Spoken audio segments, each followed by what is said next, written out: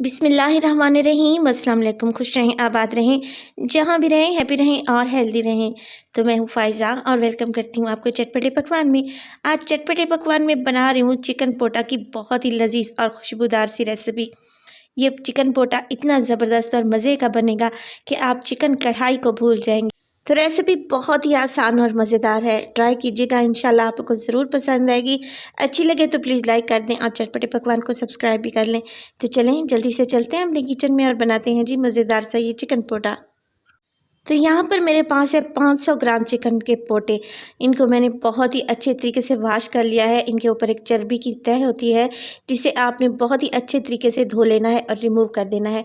अब देखिए, एक पोटे के मैंने 4 हिस्से कर लिए हैं। इससे क्या होगा कि ये बाइट साइज़ बनेंगे, खाने में ईजी रहेगा और बहुत ही टेस्टी बनेंगे, जल्दी से गल भी जाएंगे। देखें, कुछ इस तरीके से मैंने कटिंग की है। पहले इसको हाफ में से कट कर लें। अब देखें, इसको जूलियन कटिंग में 4 हिस्सों में आप लोगों ने डिवाइड कर लेना है, कुछ इस तरीके से। तो सारे चिकन पोटे मैंने काट के रखे हुए हैं।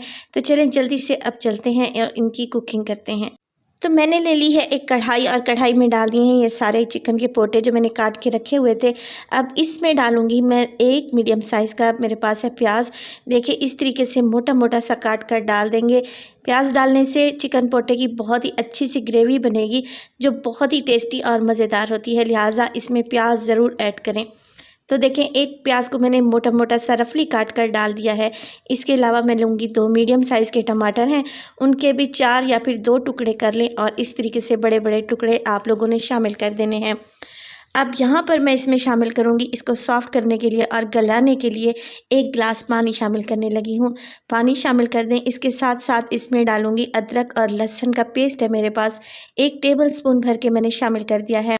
तो साथ के साथ इसमें डालेंगे कुछ मसाले। मसालों में मेरे पास है नमक 1 टीस्पून, आप अपने टेस्ट के अकॉर्डिंग डालें। इसके अलावा मैं डालूँगी इसमें सुर्ख मिर्च का पाउडर 1 टीस्पून, ये है हल्दी, ताकि इसका कलर भी बहुत ही अच्छा सा आए। बस जी, इन चीज़ों को हमने बहुत अच्छे तरीके से मिक्स कर लेना है। यहाँ पर मैं पोटों को अच्छे तरीके से गला लूँगी और टमाटर भी और प्याज भी यहीं पर सॉफ्ट हो जाएंगे। आप चाहें तो प्रेशर कुकर पर का भी इस्तेमाल कर सकते हैं, मगर मैं आप लोगों की आसानी के लिए इसे कढ़ाई में बना रही हूँ। प्रेशर कुकर में सिर्फ 10 मिनट की वेट दें तो बहुत अच्छे तरीके से पोटे भी गल जाएंगे और प्याज टमाटर भी सॉफ्ट हो जाएंगे। मैंने इसे यहाँ पर कढ़ाई में पकाया है तकरीबन 15 से 18 मिनट के लिए।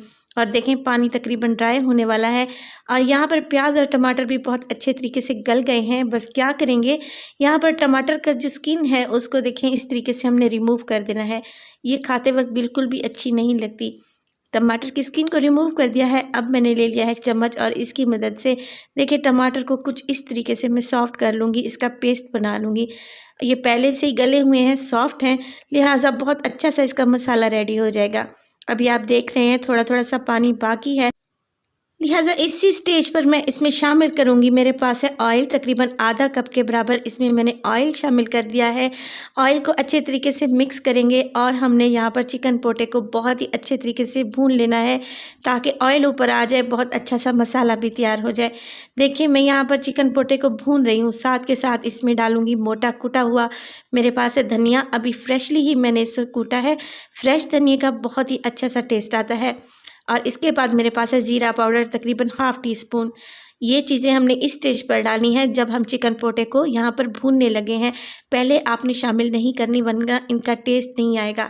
तो देखें, ये 2 मसाले डालने के बाद अब मैं यहाँ पर बहुत ही अच्छे तरीके से चिकन पोटा को भून लूँगी। ऑयल ऊपर आ चुका है, देखिए कितना मज़ेदार सा हमारा यहाँ पर चिकन पोटे का मसाला तैयार हो चुका है और बहुत ही खुशबूदार है।